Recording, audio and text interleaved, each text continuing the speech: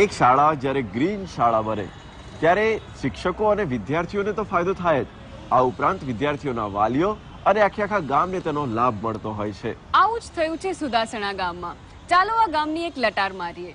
સ્વસ્થ ભારતના નિર્માણ માટે સ્વસ્થ ગામ હોવું એ પાયાની જરૂરિયાત છે. ઓર્ગેનિક વસ્તુની દિન પ્રતિદિન બોલબાલા વધી રહી છે અને જૈવિક ઉત્પાદનનું શિક્ષણ જો શાળામાં જ મળે તો એનાથી રૂડું શું? મહેસાણાથી 75 કિલોમીટર અંતરે આવેલું સતલાસણા તાલુકાનું 3000 લોકોની વસ્તી ધરાવતું આ નાનકડું ગામ નવા સુદાસણા, જ્યાં સરકારી શાળામાં 128 વિદ્યાર્થીઓ અભ્યાસ કરે છે.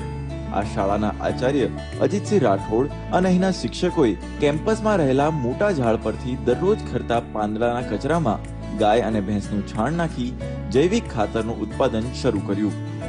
અમે શાળાની અંદર જૈવિક ખાતરનું નિર્માણ કરેલું છે, ટપક સિંચાઈ પદ્ધતિ કરેલી છે.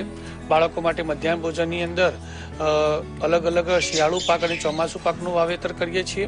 આ ઉપરાંત કુવાના રિચાર્જની પણ પદ્ધતિ અહીંયા અમલમાં મૂકેલી છે અને પર્યાવરણ પ્રયોગશાળા અંતર્ગત ઔષધ બાગ અને નું પણ નિર્માણ કરેલું છે. મારા ગામમાં શાળાના શિક્ષકો તરફથી આ જૈવિક ખાતરનો એક પ્લાન્ટ એમણે શરૂ કર્યો છે અને અવારનવાર ખેડૂત સંમેલન બોલાવી ગામના ખેડૂતોને આ જૈવિક ખેતી તરફ વળવા માટે બહુ પ્રોત્સાહિત કરે છે અને આ જૈવિક ખેતીથી ઘણા લાભો થાય છે. ઓછા ખર્ચમાં વધુ ઉત્પાદન અને સારું પૌષ્ટિક ખોરાક પણ મળી રહે છે અને શાકભાજી પણ મળી રહે, એટલે ખેડૂતો માટે આ શિક્ષકોની બહુ ઉમદા કામગીરી છે. શાળામાં બનતા મધ્યાહન ભોજનમાં અહીં જ ઉગાડેલ શાકભાજીનો ઉપયોગ કરાય છે.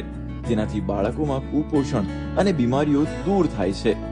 શાળામાં ઔષધિ બાગનું પણ વાવેતર કરવામાં આવ્યું, જેમાં અરડુસી, અર્જુન, તુલસી, નાગેર વગેરેનું વાવેતર કરાયું. પાણીની બચત માટે પણ કેમ્પસમાં બધા જ છોડ તેમજ વૃક્ષોને ટપક સિંચાઈ પદ્ધતિ દ્વારા પાણી આપવામાં આવ્યું, જેને લીધે પાણીનો બગાડ નહિવત થયો. ખેડૂતોને આ જે પ્રોત્સાહિત તો કરવામાં જ આવે છે, એના સાથે સાથે ખેડૂતોને માહિતી પણ આપવામાં આવે છે.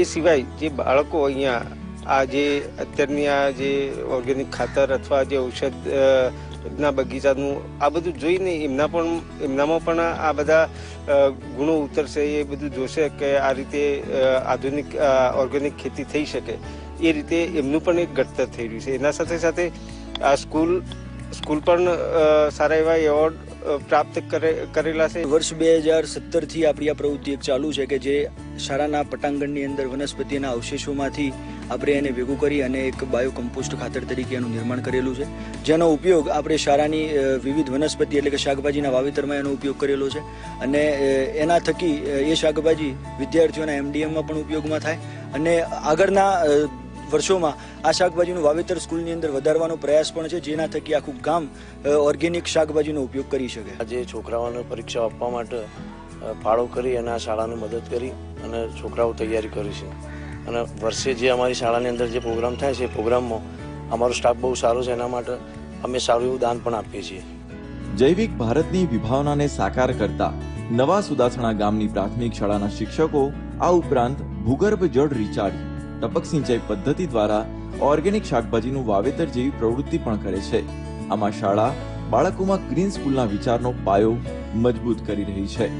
ગુડ ન્યૂઝ ગુજરાત માટે મહેસાણાથી પ્રવીણ સોલંકીનો રિપોર્ટ.